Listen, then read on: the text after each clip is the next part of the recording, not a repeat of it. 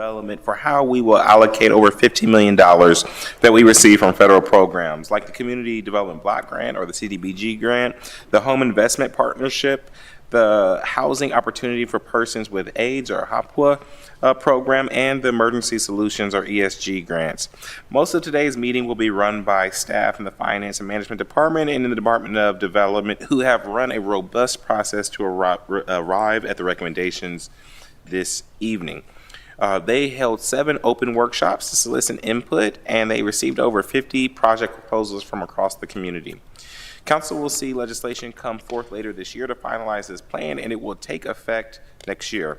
We will also have an opportunity for public speaking at the end, and I think that we have 2 speakers so far signed up this evening.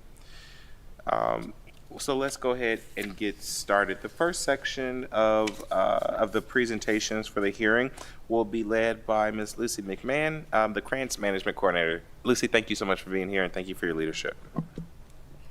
Thank you, Council President Hardin, Councilman Bankston.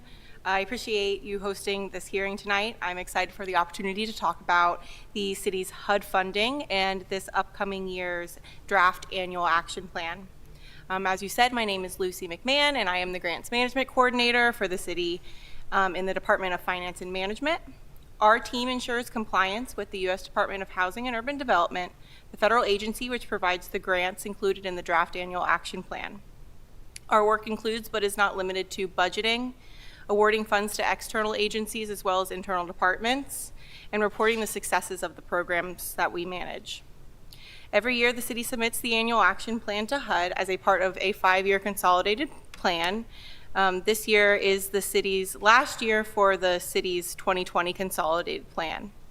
The consolidated plan identifies city goals for the HUD funds and guides how the city designs each year's annual action plan. We'll start today's hearing with a video. It'll provide an overview of HUD programs, and the video also highlights some of our favorite HUD-funded projects from recent years.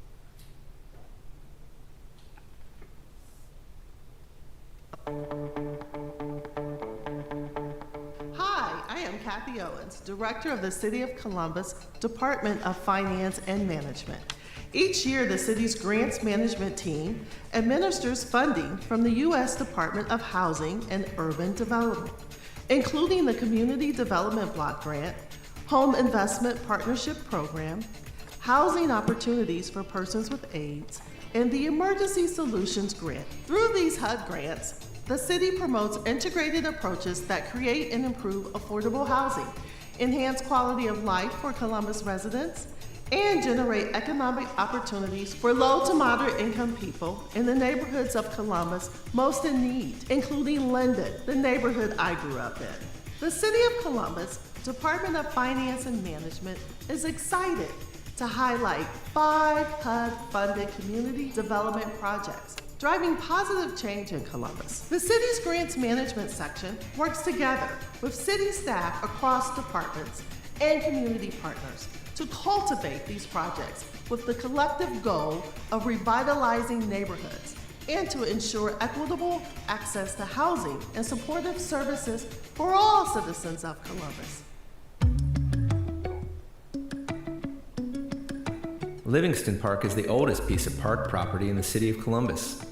Located adjacent to Nationwide Children's Hospital, the park serves residents of the Near East Side and Near South neighborhoods, as well as the patients, families, and staff of the hospital. Columbus Recreation and Parks Department used CDBG funds to help build a new playground. A lot of the play components you see were selected pretty carefully by the CRPD team with ADA accessibility in mind and the shade canopy, because a lot of the patients here at Nationwide Children's are especially sensitive to sun exposure.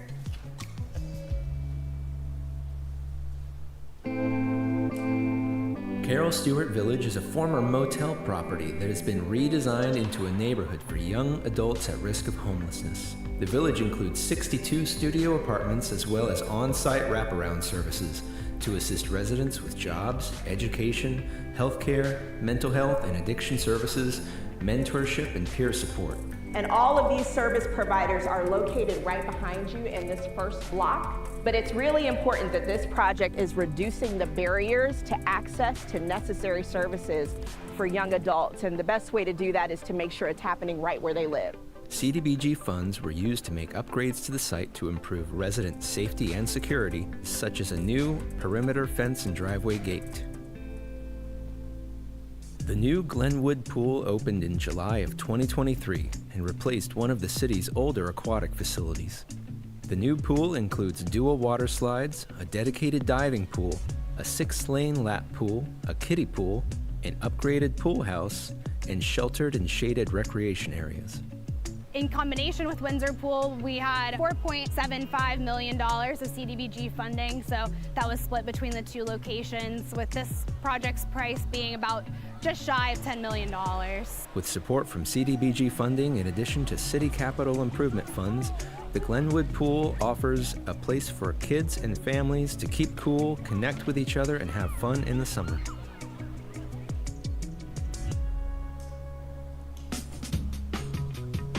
Mid-Ohio Farm is a 7-acre urban farm based on the hilltop that grows fresh produce, provides agricultural education, and promotes special farming techniques. Very excited to share this project with you. Very grateful to the city and the CDBG funding that we received for this project. CDBG funds are being used to assist Mid-Ohio Food Collective with a major expansion project, including a multi-purpose market building, 3 new climate-controlled greenhouses, and other improvements that will help the farm produce hundreds of thousands of pounds of fresh produce to be distributed to Hilltop residents, as well as expand educational opportunities to bring up a new generation of young urban farmers. So this is Mid-Ohio Farm on the Hilltop. The idea here is sort of 3 goals: education, food production, and then this idea of agritourism. So everyone that comes to visit the site will go through the multi-purpose building. This is where things like community classes, workshops, meetings will all happen. We will also have a demonstration kitchen. With the development of Mid-Ohio Farm and additional housing along Wheatland Avenue, the street was in need of enhancements to accommodate additional traffic and improve safety. So we've also partnered with CDBG and the Department of Development that helped with the Wheatland crossing here, and we're going to widen Wheatland Avenue out. The ultimate goal is to allow 2-way traffic, 1 lane in each direction, from Broad Street all the way up to Glenview Boulevard. This project will not only widen the road, but we'll reconstruct the sidewalk. We will completely replace that sidewalk and the curb on that west side of the road, leading all the way up to Glenview Park. What that will do is provide a connection from Broad Street all the way up to Glenview Park. CDBG funds supported the design of this project, with construction expected in 2024. Thank you to everyone who has contributed to the success of these projects. We look forward to continuing to work alongside you on future transformational HUD-funded projects in our vibrant neighborhoods throughout Columbus.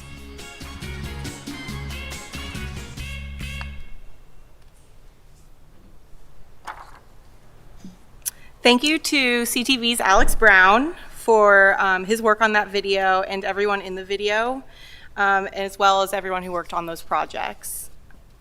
So now, time to talk about this year's funding. This summer, Grants Management sought proposals for the use of the city's fiscal year 2024 HUD funds. All funding proposals were considered, and in early August, public comments were accepted on all of the proposals. On August 23rd, we held a public meeting to discuss each proposal. Then on October 9th, the city published the draft annual action plan summary on the Grants Management webpage. The 2024 draft annual action plan includes estimates based on previous year's funding. Typically, HUD does not announce the city's funding allocations until the spring. The city will revise the draft annual action plan to include the total allocation amounts prior to the submission of the final 2024 annual action plan to HUD. Upon HUD's approval of the plan, the city will receive grant agreements and the mayor will execute. Also on October 9th, the city began a public comment period on the proposed 2024 annual action plan. The city is currently accepting public comments. They can be emailed to the city at grantsmgmt@columbus.gov through November 10th. Please feel free to provide feedback on the draft annual action plan until then. So the first HUD program on tonight's agenda is the Community Development Block Grant. The estimated CDBG program budget for 2024 is $8 million. The estimated total budget includes anticipated program income. This is the third year that Grants Management has accepted applications from external partners for CDBG projects. In total, we received over 50 project proposals amounting to over $35 million in CDBG funding requests. We'll start the overview of the proposed 2024 Community Development Block Grant Program with city projects. First, the Department of Finance and Management's construction manager, Barry Bryant, is here to discuss the city's planned CDBG investment in the development of a new parking lot on the west side at the West Side Early Learning Center.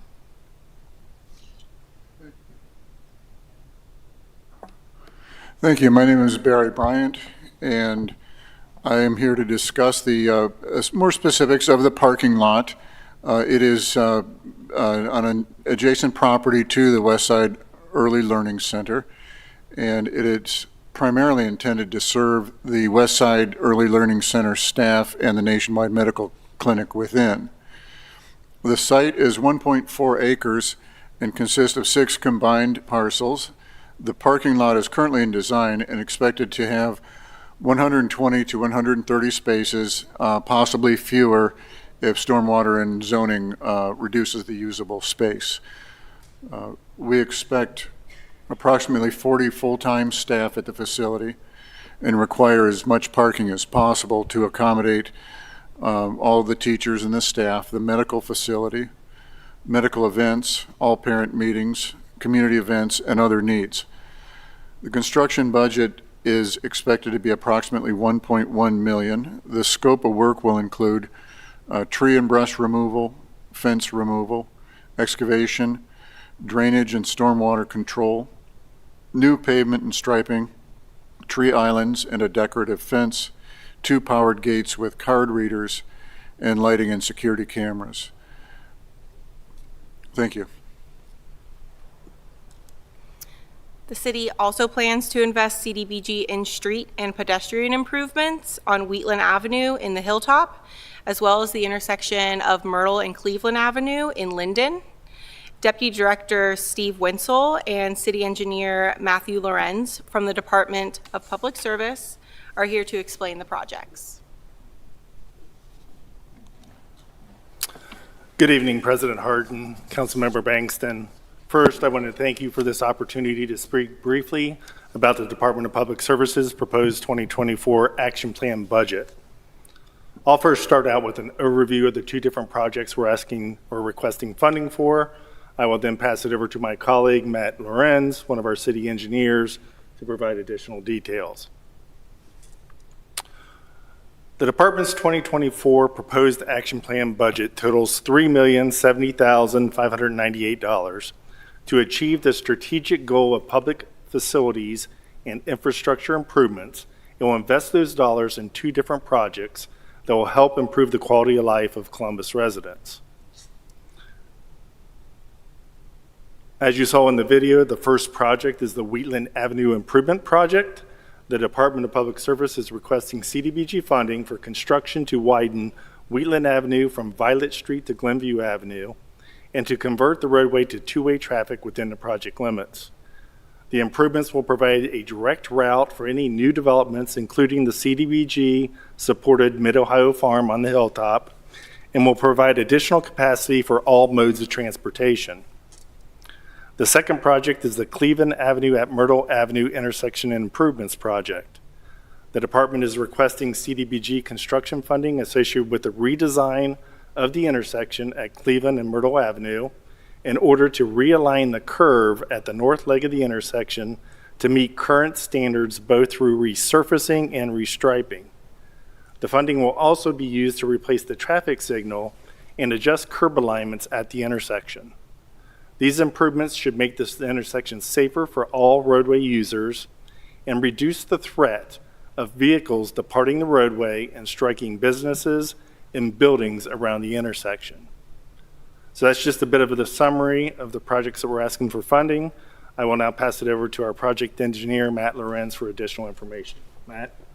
Good evening. I'm Matthew Lorenz. I work with the Department of Public Service, the Division of Design and Construction. I'm one of the project managers that helps see these projects through the design process and into construction. These two projects are being managed by this division to get them out to construction for the following year in 2024. The first one that we talked about was Wheatland Avenue. So today Wheatland Avenue is a substandard road. It's pretty narrow, serving primarily the residential residents all along there, and with the continued development that's happened over the couple of years, it's quickly become inadequate. So that project, as noted, will widen Wheatland Avenue to allow two-way traffic, one lane in each direction, but most importantly for those area residents, will preserve the on-street parking that they depend on every day. This will also serve as a very vital connection up to the Glenview Park and the city recreation facility just west of there. Today, it's kind of a disjointed intersection and everything like that, causing residents to walk in the street with failing sidewalks and things like that. So this one will bring up everything to our current standards, install a brand new sidewalk on the east side of the road, which lack ones today, and improve all the lighting with our new smart lighting that the Department of Public Utilities is implementing in other areas throughout the city. This will also include a large stormwater detention facility in front of the farm that will be landscaped with some nice plants and some trees to provide a little bit of buffer between the residents and that Wheatland farm development. So overall, that's going to be a much needed improvement for the area. The Cleveland Avenue and Myrtle Avenue intersection today is kind of misaligned. It's one of those old intersections that we're all used to looking at throughout the city, where the north side doesn't quite match up with the south side. So this one is going to make some minor improvements, was using some, is being very efficient in the way that it's being done. Not going through to completely replace the road, not going through to completely replace the sidewalk, but making those targeted improvements to make it a better intersection, make it safer for everyone that travels through it. And with those, and with that, we're upgrading the signal to current standards to increase that visibility and to improve safety for all motorists and all modes of transportation. Thank you.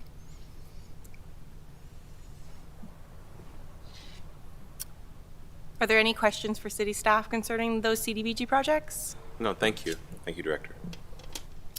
So this summer, the city received over $26 million in project proposals from about 45 external agencies.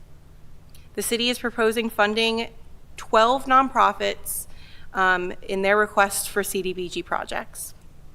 First, the Legal Aid Society of Columbus will implement a citywide fair housing services program utilizing $200,000 of CDBG funding. Fair housing attorney Madison Hill is here to give an overview of the program. Council members, thank you for this opportunity to share our work and for continuing to support the Legal Aid Society of Columbus in our fair housing work in our community. My name is Madison Hill, and I am a staff attorney on the housing team at the Legal Aid Society of Columbus, where I help Columbus families address issues of housing discrimination. Every tenant in Columbus has the right to choose where they live free from discrimination. Federal, state, and local laws prohibit discrimination in housing based on 13 protected classes, including race, color, religion, sex, and source of income, among others. Discrimination can be hard to spot and even harder to prove. It can include anything from different treatment in trying to rent or buy a house, to harassment from a landlord refusing to grant an accommodation to a tenant for their disability. Since Legal Aid began our fair housing work, we've been able to combat some of this discrimination. We have raised fair housing defenses to prevent discriminatory evictions. We have made reasonable accommodation requests for later rent payment dates to align with disability payments to prevent costly late fees that jeopardize tenancies. We currently represent Columbus residents in administrative complaints before the Ohio Civil Rights Commission and the U.S. Department of Housing and Urban Development, as well as fair housing lawsuits in our court system. We are working to build a fair housing testing program in Central Ohio. We also work to protect the rights of tenants under the City of Columbus's source of income ordinance, making sure tenants understand their rights and that landlords are not discriminating against tenants based on their source of income. Recently, we assisted a tenant who received a letter from their apartment that they would no longer consider her Section 8 housing choice voucher as income.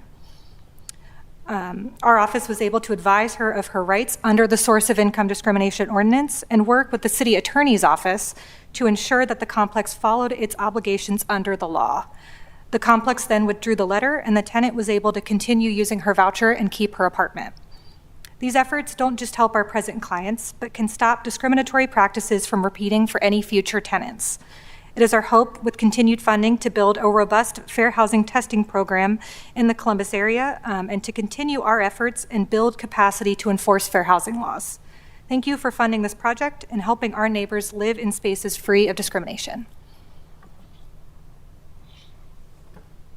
The annual action plan includes $50,000 for Helping Hands Health and Wellness Center in Linden to expand their free care program. And Sarah Gray is here to discuss how her organization plans to utilize the CDBG funding.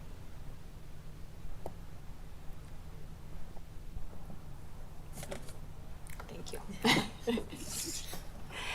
Council members, thank you for the opportunity to be here today and to share briefly about my organization. My name is Sarah Gray, and I am the Executive Director of Helping Hands Health and Wellness Center. We are a nonprofit free medical clinic located in the Northland neighborhood that serves medically uninsured and underinsured adults in Columbus and Franklin County whose income is at or below 400% of the federal poverty guidelines. Our clinic has two primary programs, a women's health program and a free care program. Our women's health program operates monthly and provides free pap smears, pelvic exams, and clinical breast exams to underserved women. However, today I am here to share about our free care program. Our free care program operates weekly on Tuesdays and Thursdays to provide free family medicine and social services care to our uninsured and underinsured patients. The free care program is home to 80% of the services that we provide at our clinic, from doctor's visits to lab draws to preventative screenings to counselor's visits. The Franklin County Health Map 2022 estimated that 8% of our Franklin County community members, approximately 105,000 people, are without health insurance. So support for our free care program would allow our program to continue to serve the medically underserved, as well as to expand our existing programs and explore new program opportunities to serve the community more comprehensively. I appreciate your time. Thank you again for allowing me to be here with you today. Thanks, Sarah. Next, Austin Hill, Associate Director of The Refuge, will discuss his organization and a planned investment of $100,000 for improvements to housing the organization manages. Good evening, Council President Hardin, Councilmember Bankston. Hope you're doing well. Again, my name is Austin Hill. I'm the Associate Director of The Refuge. The Refuge is a Columbus-based addiction recovery program. The Refuge is among only a handful of organizations in the state of Ohio that offer long-term addiction recovery that's over a year and completely free of charge. We have been at this work for over 24 years now, and we have seen a dramatic growth in the need of our services, where we are serving a double the number of men we were serving this time last year. Additionally, we've seen an increase in our retention rate of 23% based on in comparison to this time last year. A lot of that is in part to us, our doubling of our clinical staff in the past 12 months. Of the former addicts and alcoholics that complete our 13-month program, that again is offered free of charge. 66% report being continuously clean and sober and free from the compulsion to drink or use drugs. 92% reported working continuously in full-time jobs, producing a living wage. 86% reported living in safe and affordable housing. 94% reported food security. 87% reported having a reliable form of transportation, whether that's a CODA bus, which are really cool and have free Wi-Fi still, 90% reported not having used emergency rooms or hospitals for drug or alcohol-related reasons. 96% reported having no involvement in the criminal justice system.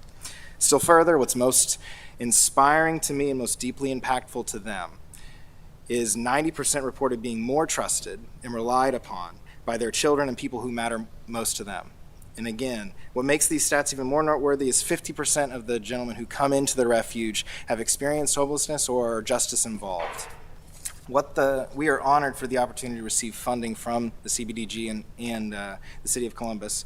It would allow us to improve our existing housing for clients in the final half of our residential programming.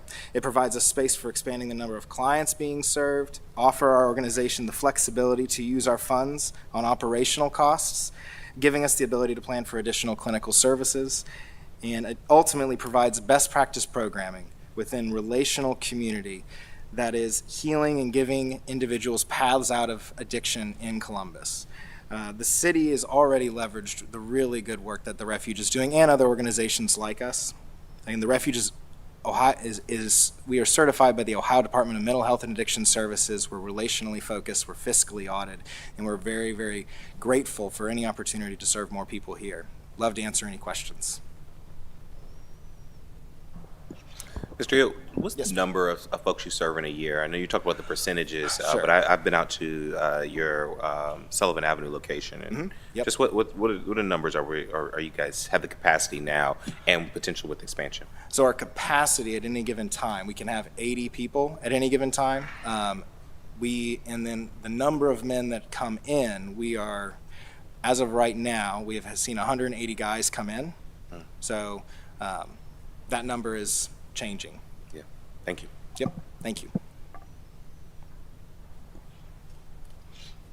Next, Mitchell Cahill from Directions for Youth and Families will provide an overview of his organization and the approximately $230,000 of facility improvements planned for their Ohio Avenue location. Hello. I want to start by thanking the council and the city's grant management team for this opportunity.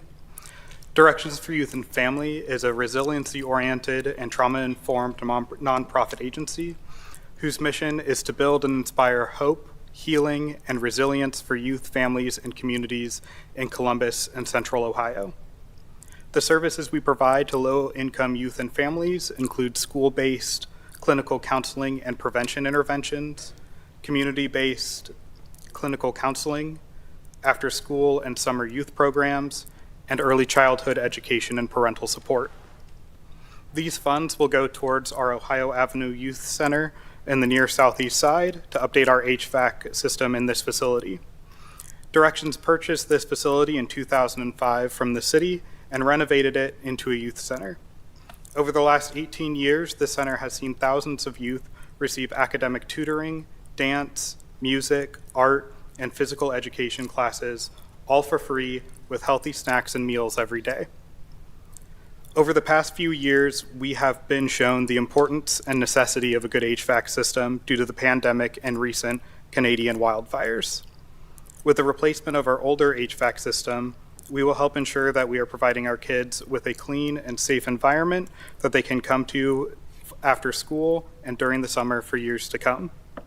This update will also help the Ohio Avenue Youth Center become more energy efficient and robust with the increased air quality challenges we have seen in recent years. Thank you. The next project is also an HVAC improvement project. Development Director Travis Haywisher will explain how $750,000 of CDBG funds will assist the Gladden Community House with making major upgrades to their facility's heating and cooling system. Thank you to the council members. Thank you for being here today, and also honored to share this space with organizations who help shape our city for the better. Gladden House, we've been around since 1918.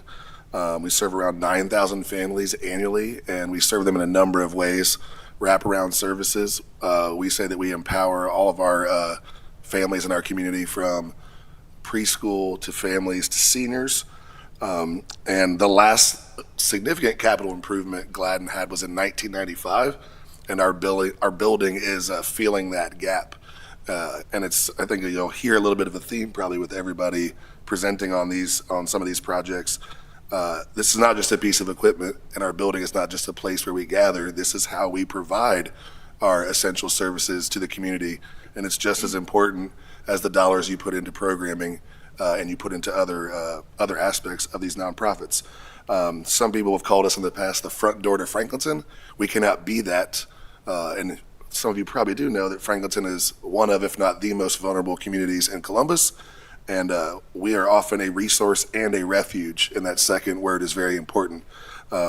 It's our families coming in and dropping their kids off and trusting us with our 4-star rated preschool.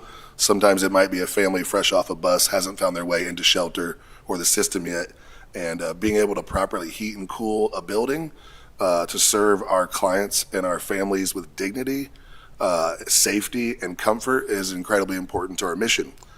Beyond that, we also have a gym. We have a youth sports program. We have some unique offerings still for settlement houses and other organizations like ourselves. That not only doubles as a way to build that program, but it's a gathering place for our community. And we're not a community center without those gathering places. Beyond that, it's also available for public use, keeping our building heated and cooled well, prevents us interrupting these services that our families crucially need every day. And beyond that, it's just a simple matter of efficiency and sustainability, allowing us to pour our dollars into our dedicated staff and expanding our programs. Thank you very much. Thank you. Sanctuary Night's Operation Manager, Mandy Knight, is here to discuss how the organization intends to invest $100,000 of CDBG funds to expand capacity and operations in 2024. Hello, I'm Mandy Knight. I am the Director of Operations at Sanctuary Night. Grateful to be here. Thanks for listening. We are a safe place for women at risk of being sexually exploited in the city of Columbus. Although we have existed as an outreach since 2017, the past 18 months has brought an incredible amount of growth as we've increased our operations and our hours from 4 employees 6 hours a week to 12 employees at 41 hours a week. It is evident that the demand for services to vulnerable women, especially in the neighborhood of Franklinton, has increased. Drug addiction is a fuel for sexual exploitation in our neighborhood. We are fortunate to be living in the Central Ohio community that has created an effective network of substance use agencies and treatment centers. However, there is a gap for sexually exploited women to receive help. Most of our participants self-identify as homeless. Homelessness in our community has increased 22% since the pandemic. When we opened Sanctuary Night at 1195 Sullivan Avenue in May of 2022, we estimated that we would serve around 150 women in our first 12 months. However, we actually served over 600 women in that time frame. Each day we are serving upwards of 30 women with thousands of visits. We also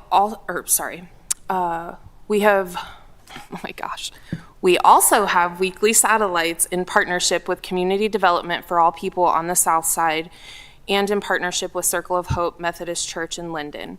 For all sites, we welcome any women who have needs. In 2024, it is necessary to expand our services to meet the needs of our community. We will do this by increasing service hours, expanding operations, and recruit, hire, and train additional staff. Lastly, I just want to thank the City of Columbus for the CDBG funding. The city intends to continue a partnership with Habitat for Humanity Mid-Ohio by providing $200,000 of CDBG funds for a citywide homeowner roof repair program. Kate Ames, Development Director, is here to explain the project. Good evening, council members. Thank you for the opportunity to be here tonight. I'm here on behalf of Habitat for Humanity Mid-Ohio. We are a nonprofit affordable housing developer in the area. I am here to talk about our roof repair program, which is an extension of our home repair program. serving low to moderate income homeowners in the city of Columbus. In our current grant year, over half of recipients so far have been age 65 or older, and over half have also or been disabled. Many people who apply for a roof repair or replacement from our program have additional repair needs in their home. These can include electrical, plumbing, foundation work, replacement or repair of a dilapidated porch. In the past, these projects were simply too great in scale and expense for us to take on. With the funding from CDBG, we've been able to serve these families in the way that they need and deserve to be served, and that is through addressing all of the health, safety, and code issues within the home. For our homeowners, this has lifted the weight of weighing each month what is more important, my car payment or repair, fixing the leak in my roof, getting my medications. It has also allowed them to come out from under the stress of pending cancellations on their homeowner's insurance. On behalf of our staff and of the homeowners that we serve, I want to thank you. I want to thank the city for this partnership and this support. This funding has been vital to us being able to serve the residents in the way that they need to be served. Thank you. Thanks, Kate. Next, Community Development for All People's Healthy Eating and Living Director, Jess Grady, is here to talk about the $85,000 CDBG funding intended to support the Healthy Eating Living program. Good evening, council members. Just that. I'm grateful for this opportunity to share about our program. My name is Jess Grady, and I serve as the Healthy Eating and Living Director at Community Development for All People. The Healthy Eating and Living program was created in 2012 with the goal of building a healthy community by increasing access to fresh, free produce and engaging people in healthy eating and living activities. The foundation of the program is the All People's Fresh Market, where we provide free fresh produce 5 days a week to any household earning under 200% of the federal poverty guideline. We're located on the south side, but we are not limited by zip code. We serve residents of any zip code in central Ohio. So far this year, we've served over 160 zip codes.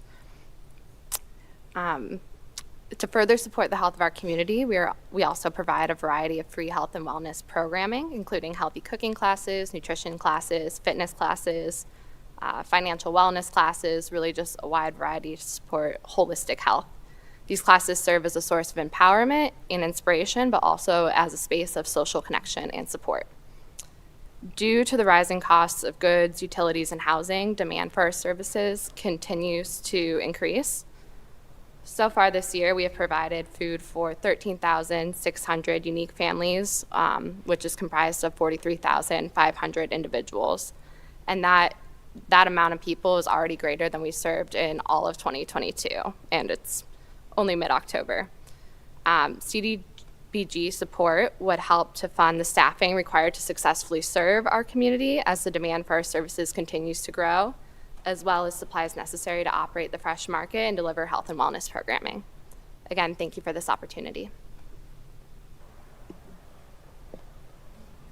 Bridgeway Academy's co-founder and co-CEO Erin Neely will speak next concerning the approximately $575,000 of 2024 CDBG funding that the organization has requested for facility improvements at their center on Alum Creek Drive. Good evening, Council Member Bankston and President Hardin. Thank you for the opportunity to speak this evening. I'm Erin Neely, the co-founder and CEO of Bridgeway Academy, which is a pillar for Columbus's and Central Ohio's disability community, providing critical therapy and education services for children and adults in the community who otherwise wouldn't be able to access traditional public school education services. Our program occupies a 114,000 square foot building on 23 acres on the southeast side of Columbus. And our grant request includes an entire overhaul of our HVAC system, as well as replacement of energy efficient lighting for the entire campus. Bridgeway serves close to 900 students, clients, staff members, and families who navigate our facility every day. And our students and clients are some of the most sensitive and underrepresented in our community. With the funding from the grant paired with PACE funding, Bridgeway will be able to replace the 20-year-old equipment, which will allow us to maintain our excellent services without passing on these expenses to students and families. Because our building doesn't have windows that open, a malfunction of our current aging HVAC system would require us shutting down part or all of our program.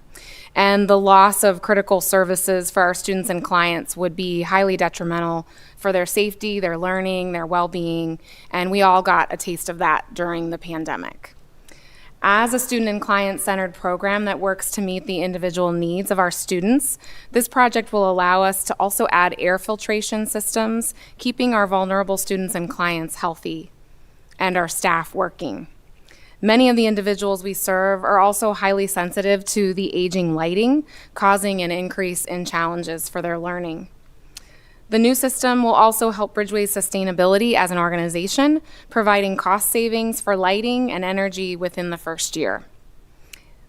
In addition, the request will benefit more than just our organization, as we have a partner in our building with Columbus Early Learning Centers on the lower level. Thank you so much for the opportunity to be here. I'm happy to answer any questions.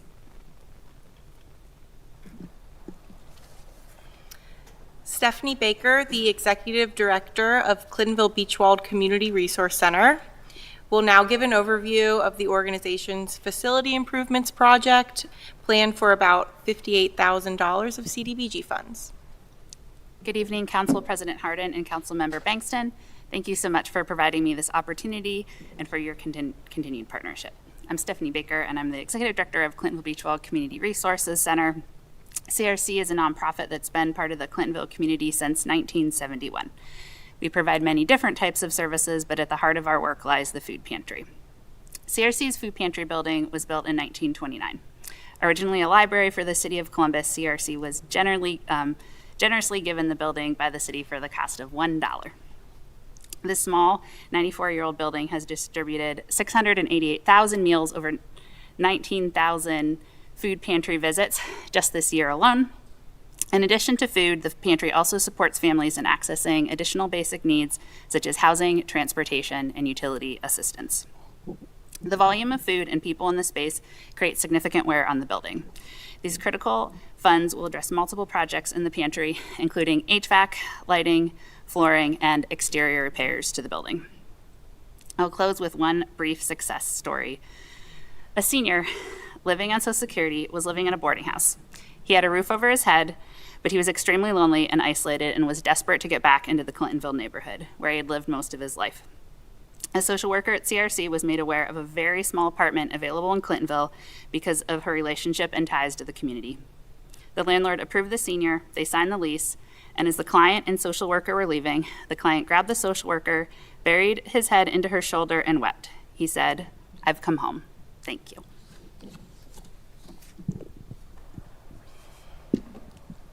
Ms. Marilyn Mahaffey, CEO of St. Stephen's Community House, is next to present her organization's request for about $238,000 in facility upgrades.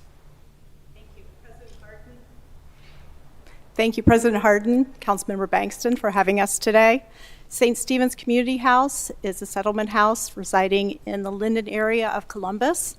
We've been serving the Central Ohio community for over 100 years with services to meet basic needs such as food assistance, utility and rent assistance, as well as youth STEM programming, senior case management and transportation, and family strengthening services. Our building is about 63,000 square feet and 42 years old, with minor repairs in that last 42 years. In late 2022, Elford Construction did a facility assessment, and identified that all 24 of our rooftop units and air handlers were in poor and/or failing condition. At this time, some of the units don't even work, so we don't have AC or heat in some of the building, and some are at the point where we can't even get them repaired because they are so old and they don't make the parts anymore. So these CDBG funds will allow us to complete an overall bigger picture of $1.2 million, replacing all of our HVAC system.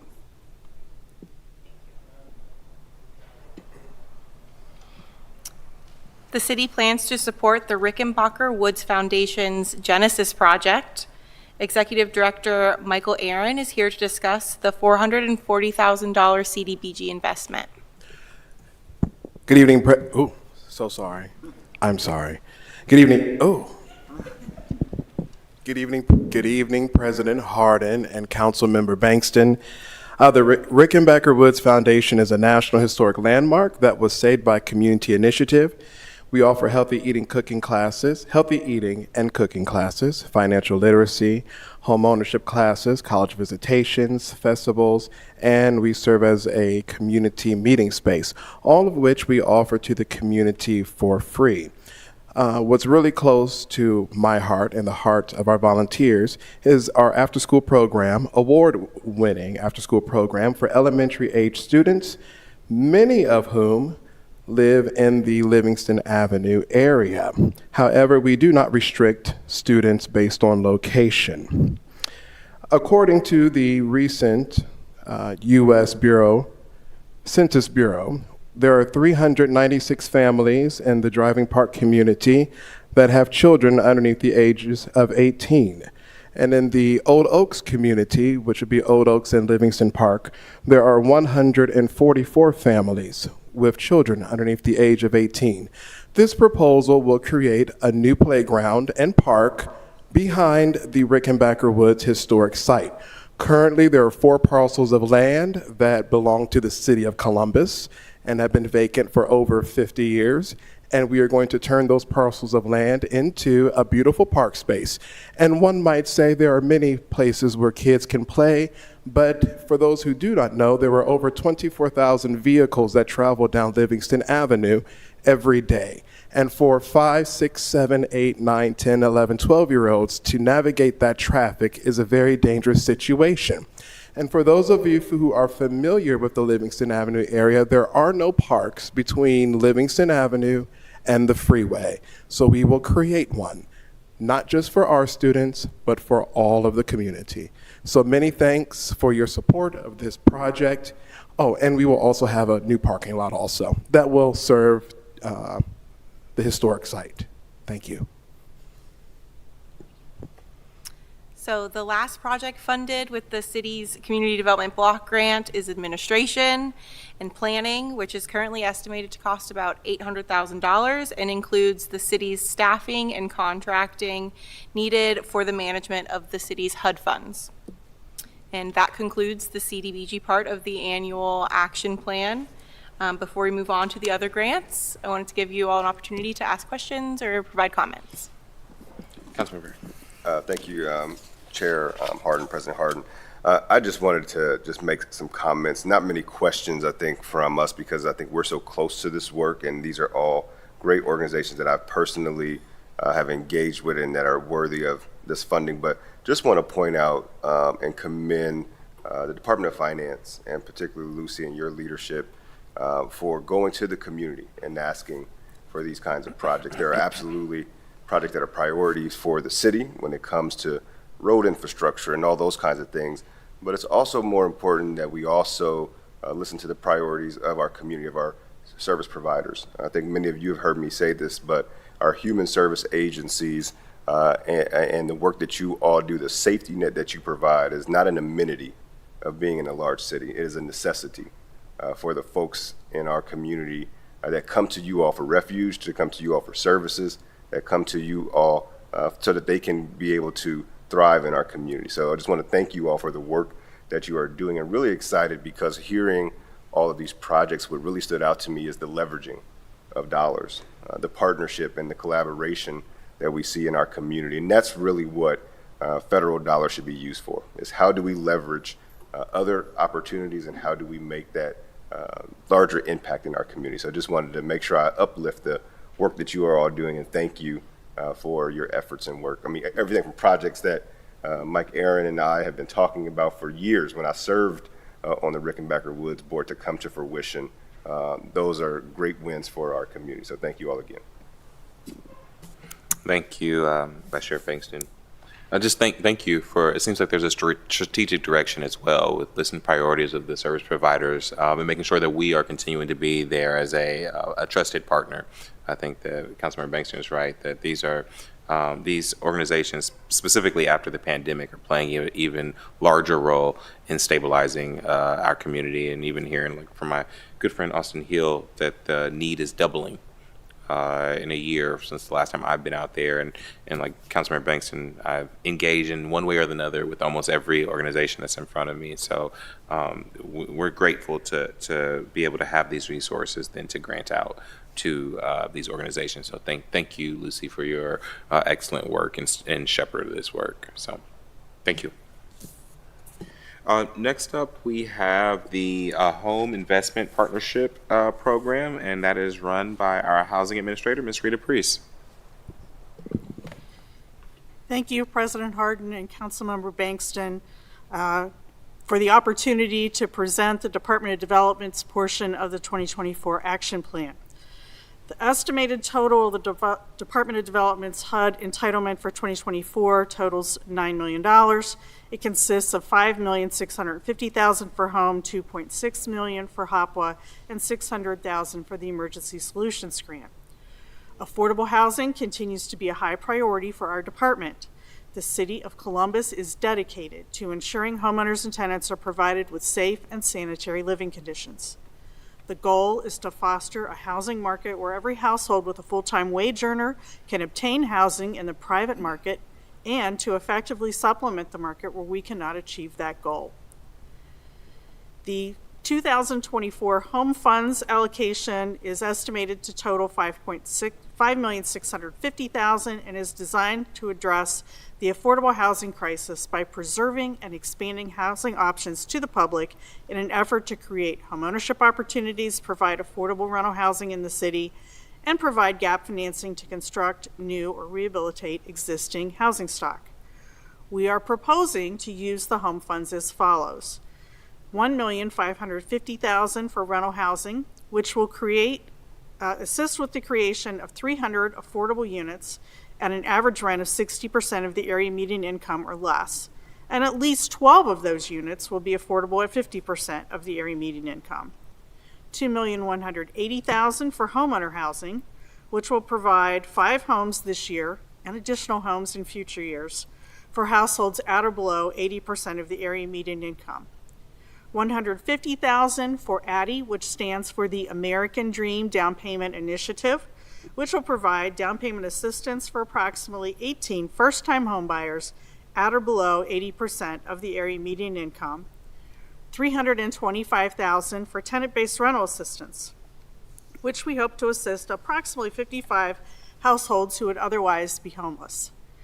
$245,000 for the Community Development Collaborative. They will work with our CHODOs, our local CDCs. $200,000 will be for operating funds for the operations of those CHODOs, and $45,000 for the administrative costs. And $750,000, which is the CHODO set-aside. We are required to set aside a portion of our home funds for CHODOs, Community Housing Development Organizations, and we hope to create both homeownership and rental housing units in the South Side and Linden between 50 and 60% AMI, and home ownership opportunities in Driving Park in the Hilltop for 3 homeowners at 80% of the area median income. Finally, we have $400,000 for our administrative costs. This supports staffing and operation of our efforts to deploy these funds. As part of this discussion this evening, I would like to introduce Jordan Henderson. He is with Community Development for All People, the HNHF Realty Collaborative, which is one of our city CHODOs, to discuss the work that occurs with that organization. Thank you very much, Rita.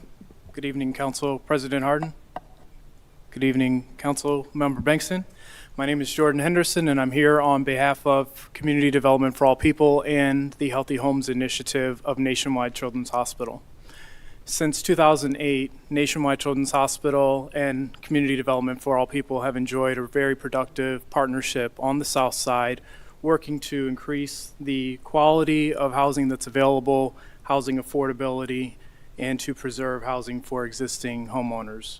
That's been accomplished through the provision of home repair grants for existing owners, affordable home ownership opportunities, and most recently, affordable rental housing production.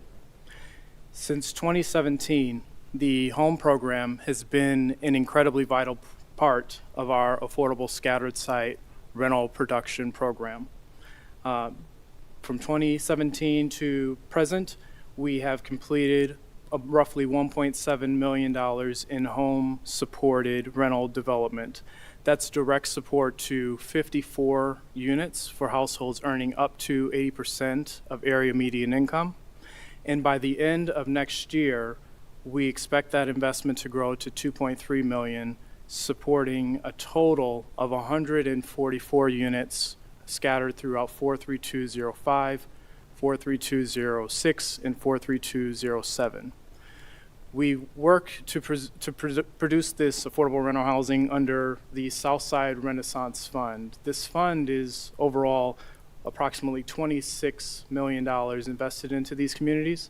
And as I said, the home investment represents about $2.3 million of the overall fund. And so this is an incredibly important line item as it relates to the fund at large. And I want to underscore how much we appreciate the support of council and the city and the Department of Development to make this possible.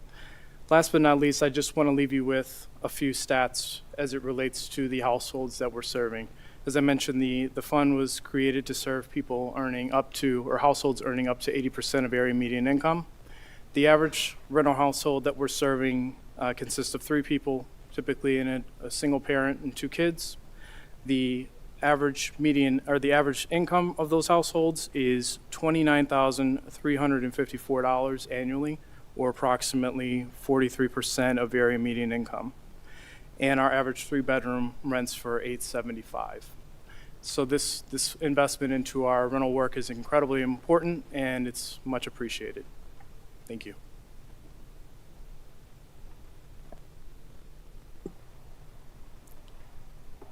So that concludes the presentation on the Home Investment Partnerships Program. I'm happy to answer any questions you may have. Councilmember? You good? I think I'm okay. I was trying to understand, Rita, and you've kind of hit on this already, so it might be a bit of a redundant question. Just throughout the years we worked on these programs, is there has the city's approach to home funds changed over the last year, or is it in the direction that it's going, or how we grant those out? President Harden, I would say yes. One of our biggest challenges right now is the ability of the city of Columbus to be competitive in the 9% low-income housing tax credit program administered by OFA. We, as well as Mayor Ginther, have been advocating to OFA that there is a disparity in the way that the city is being treated, and there's basically an opportunity index that doesn't include growth as a factor, and so that growth factor is being ignored in the process, and so consequently, in 2022, we had a total of 3 projects that were funded. In 2023, we now have 1. And you know, frankly, the amount of leverage that comes with 9% tax credits, I mean, it basically covers, 70 to 75% of the total development cost. To lose out on those opportunities is huge for us. We're still working very diligently.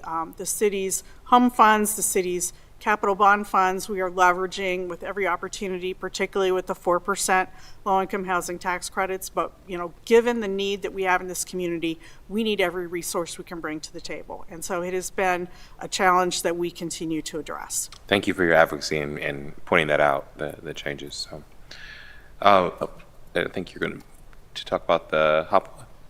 Yes. So next one, thank you again, President Harden and Councilmember Bankston. 2024 will be the second full year that the Department of Development has administered the Housing Opportunities for Persons with AIDS, or HOPWA program.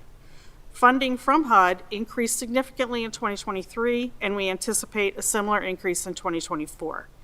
The department is currently working to ensure that we are getting these additional resources into the community.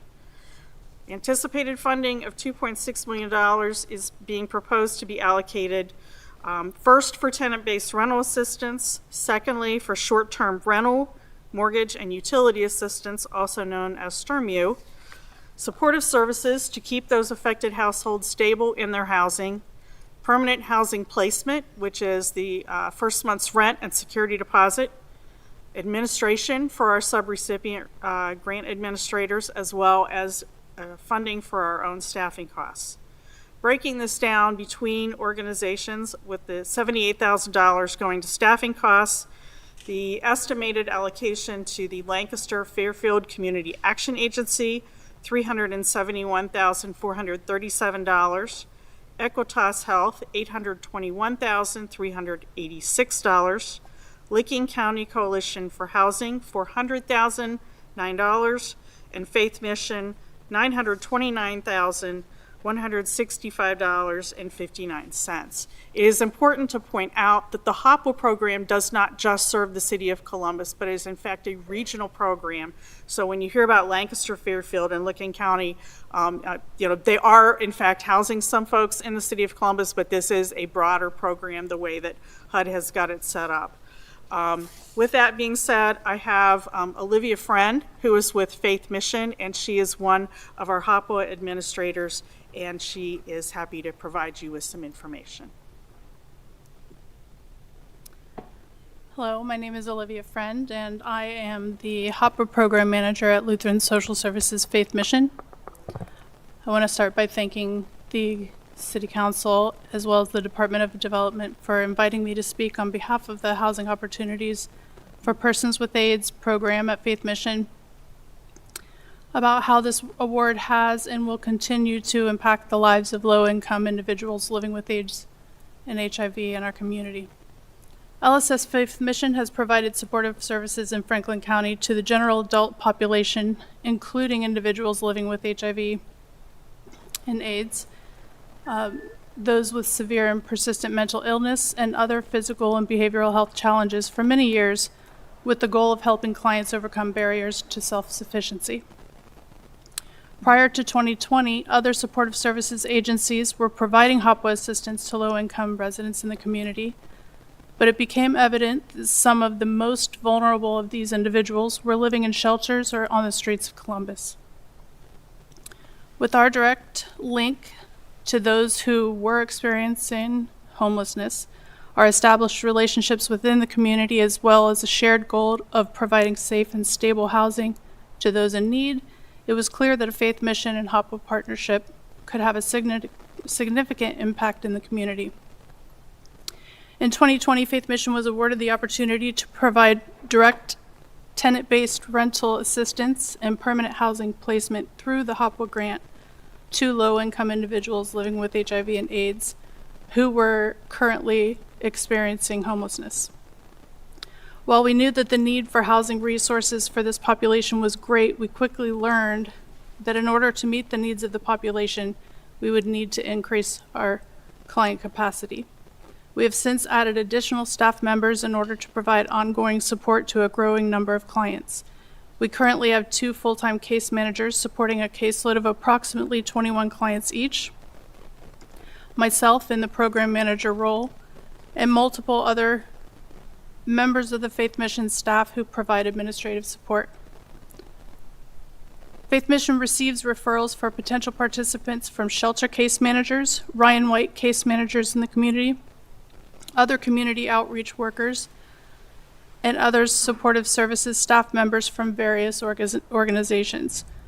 While we have steadily increased our program capacity, we continue to maintain a waiting list of homeless individuals in need of HOPWA services.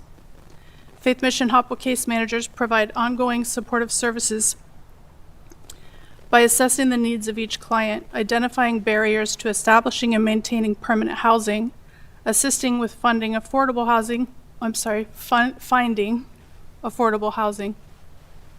that meets the needs of each client, developing a housing service and safety plan consisting of the client's goals with a focus on maintaining appropriate health care, increasing income, and on overall well-being, and then empowering clients to reach those goals through advocacy, support, resource identification, and referral.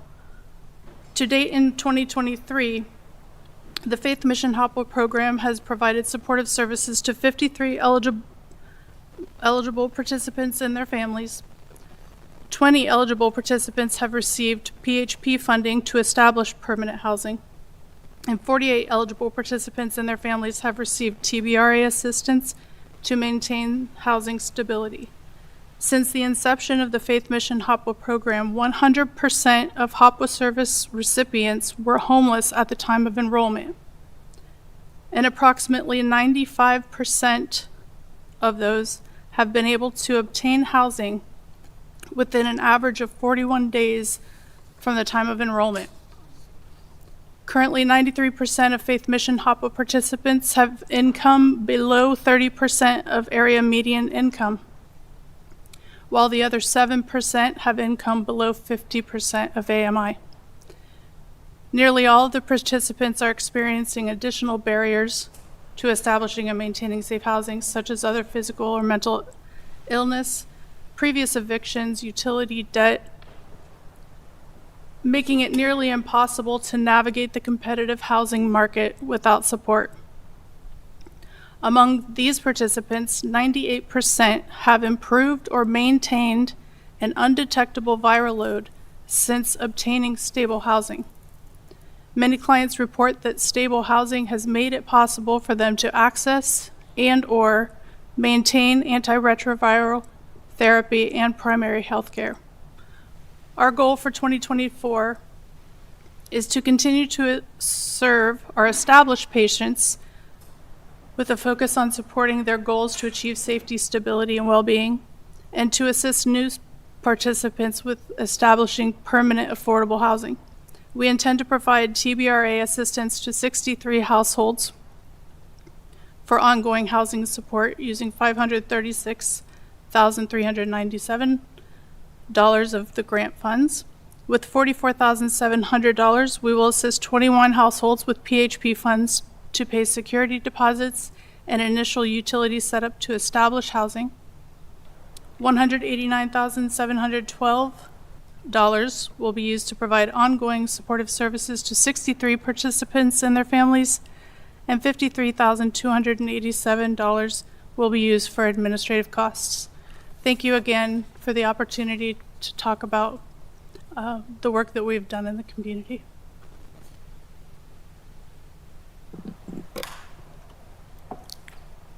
So that concludes our presentation on HOPWA. I'm happy to answer any questions. I don't have any questions, Councilmember. Thank you, Ms. Friend.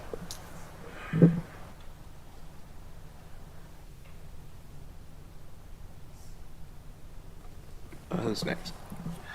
And then I think our final presentation is on the Emergency Solutions Grant, and that is will be led by Ms. Rita as well. Yes. Thank you again, President Hardin and Councilmember Bankston. The Emergency Solutions Grant is a federal grant that we provide to the Community Shelter Board as our continuum of care partner. We estimate receiving $600,000 in 2024, and this will provide rapid rehousing and shelter assistance to up to 2,700 people. With our partnership with the Community Shelter Board, I would like to introduce Shannon Isom, who is the president and CEO of the Community Shelter Board. Thank you. To Council President Hardin, as well as Councilman Bankston, thank you, staff, as well as partners, for letting and allowing the Community Shelter Board to speak on the Emergency Solutions Grant and how it's used. I am Shannon Isom, the president and CEO of the Community Shelter Board. The city ESG funding is used for single adult shelter as well as family rapid rehousing, and these dollars go to specifically support emergency shelter beds for single adults and for families. They go to supportive services and financial assistance and rapid rehousing. And without these dollars, the system would lose 28 shelter beds and not be able to serve 85 families in need of rapid rehousing services. This will be used as pass-through dollars for our emergency shelters for single adults. We have 4 partner agencies that operate shelters across Central Ohio. They provide 24-hour, 7-day, 365 days a year response to single adults that experience homelessness, and it will provide a safe and dignified environment to meet immediate needs and connect them to resources to regain housing stability. Working in system congruency, these shelter staff refer residents to housing providers that help them navigate housing options offered through rapid rehousing, permanent supportive housing, and affordable housing programs. I must thank these partners, LSS Faith Mission, Mary Haven, Southeast Healthcare, as well as the YMCA of Central Ohio. The impact of this in this coming year will serve 5,600 single adults. We have currently, on the single woman side, 204 beds. And in December, we increased those, because of cold weather, to 66. Likewise, for men, 392 beds increased to 215 in December. The rapid rehousing for families is equally as important. These dollars will go to case managers that work with families in shelter, connecting them to housing, employment, training, medical care, rental assistance, and will help them move back into stable, permanent housing. The Community Shelter Board provides access to short-term financial assistance for rent, security deposit, and utility payments. In line with federal and local priorities, this assistance is targeted to our most vulnerable populations, which includes our families, our pregnant women, transitional age youth, 18 to 24 veterans, and those that are disabled by conditions, especially those of severe service needs. The families that are helped by rapid rehousing are also helped by, again, our partners. I must call out a thank you to Home for Families, Volunteers of America, YMCA of Central Ohio, and the YWCA of Columbus. The impact in the coming year of these dollars is that we will serve 500 families and help them achieve successful housing outcomes. At program exit, we expect 65% of the families served will successfully exit emergency shelter, moving into stable housing. So I must thank you. We are grateful for meaningful partnerships, not only with the mayor's office, but also the Columbus City Council, to create an optimized homelessness response system, which we are dedicated to do. Our optimized system of care for homelessness has to, will, and must respond to the alignment of our local housing market realities and its opportunities. We must divert people facing homelessness to safe and stable housing. We have to quickly engage, provide an equitable, suitable intervention for each household. We have to have short stays, and we have to have short lengths of stays within our own programs. We need to see high rates of leaving programs for permanent housing, and we will use data every day, every month to achieve this continuous, this equitable improvement. And with that, City Council, I thank you. And if there's any questions for the Community Shelter Board, I will take those as well. Thank you, Ms. Isom. Councilman. President Isom, I think that we've had conversations like this, but just if you could lift up, I think, some of the work that you're doing of these types of dollars, how we leverage them to be even more competitive in this space, to pull down even more resources from the federal level, because we know that this is at crisis levels here in the city, and as we continue to grow, it's only going to be exacerbated. So not really a question, but want an opportunity for you to kind of lift up that work that you all are doing. Yeah. Councilman Bankston, I appreciate not only the comment, but potentially the question. We have to stand in this space very differently than maybe we have been called to do before, because of not only this great economic growth, but the economic pressure that we are seeing not only on working class, but those of the very, very poor, which we've already heard. It is imperative that not only do we use these dollars, these emergency solutions dollars, but we look at how do we optimize them with some dollars that we already have here within our community, which still includes CARES dollars and ARPA dollars and some dollars that are still being used in the private sector for this exact same thing. One of the promises that I have to you and that I've already talked about is that we are going to continue to shake the federal tree as well as the state tree. It is imperative that we not only depend on these community dollars, but we believe, and I believe very, very strongly because of how economically strong and the growth in which Columbus is having, that we have a good shot of having some other dollars come to amplify even these dollars. What we know is that the system is yet to be optimized, and what we know is that although these dollars are very, very useful, we have more work to do. So I appreciate any time and moment to be able to amplify that. Again, thanking you for the support, but also thanking you for the opportunity to lift up and hold us accountable to bringing some more dollars to this community. Thank you. Thank you, Ms. Eisen. I had a similar question, so I won't pose that, but I do know that you are in the middle of, or I don't know where exactly in the process of your long-term strategic plan, the community assessment. How does that work? Is there anything that is raising to the top as you go through that the community should know? Council President Hardin, one of the really, I don't know if it's truly eye-opening to us, but it definitely still puts us in awe, is that we're moving through that community assessment, and we've just received the numbers on some predictive modeling of where we're going to be in the next 5 years. Here's what we know, is that if our resources stay exactly the same, our systems are with exact resourced through program delivery, through turnover, but also with staffing, we are going to peak out at year 5 within the beds of our homeless shelter system.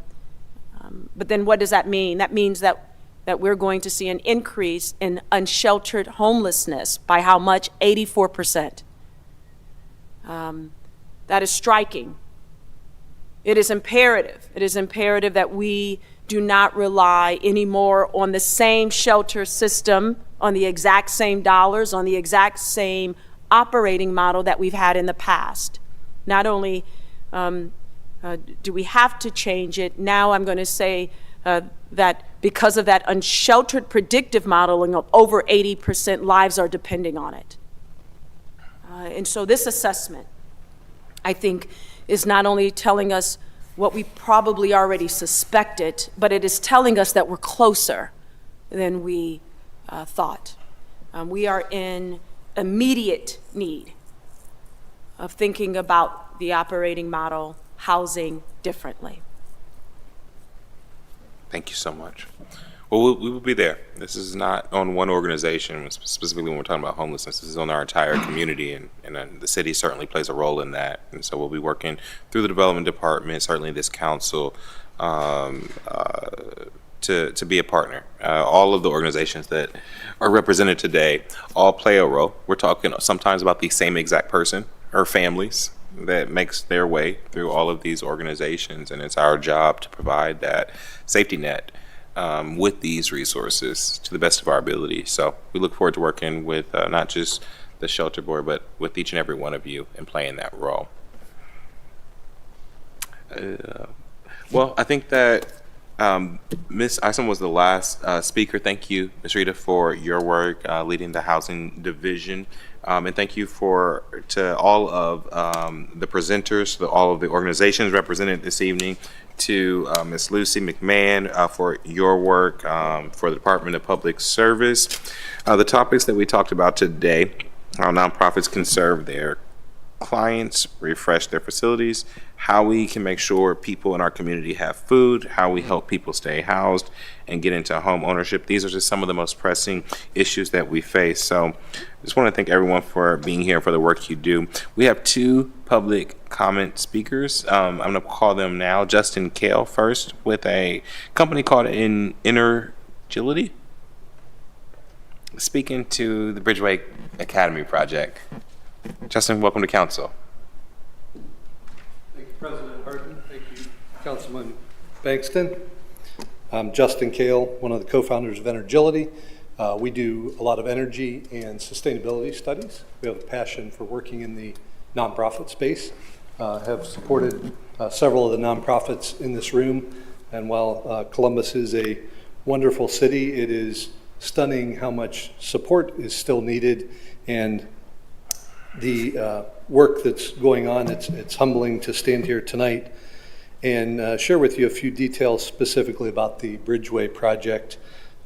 We've become closely associated with them in helping develop their energy audit and the work that's going to be coming forward in terms of HVAC improvements and lighting improvements.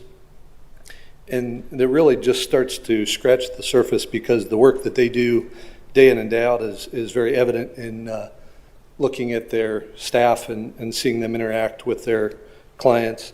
One of the things that's unique about their disabled community that they serve is their community interacts very differently with the environment than folks like you and I might. So having stable and reliable temperature conditions, lighting levels, and lighting in general is very critical for both the education and the therapy that they do there. But those improvements that are going to be done through both Bridgeway's dollars that they're putting into the project and the PACE funding, but then also the CDBG funds, is enabling the whole picture to be captured, because then they won't have to choose which part of the building to close down, or if they have to close down, they can continue to run both efficiently and effectively for both therapy and the education facilities.